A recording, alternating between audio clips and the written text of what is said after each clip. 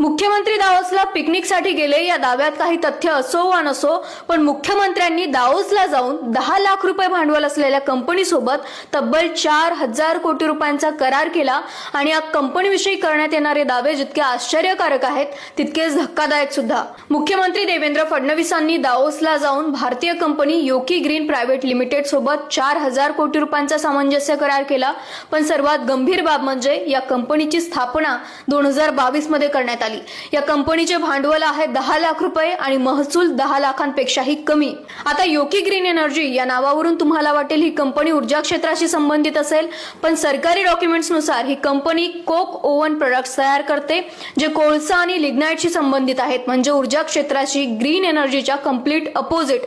आणि या कंपनीच्या संचालकांच्या नावांमध्येही प्रचंड गोंधळ आहे। ज्या कंपनीचा रेव्हेन्यू 10 लाख रुपये आहे, ज्या कंपनीला ऊर्जा क्षेत्रात काम केल्याचा कुठलाही अनुभव नाही, ज्या कंपनीच्या संचालकांचा पत्ता नाही, ती कंपनी 6,000 लोकांना रोजगार देणार म्हणतात। म्हणजे सरकारी कंत्राट घेण्यासाठी फक्त 2 क्वालिफिकेशन असणे गरजेचं आहे, एक तर तुमची राजकीय ओळख आणि दुसरं म्हणजे स्वित्झर्लंडला जाण्यासाठी तुमच्याकडे पैसे असणं।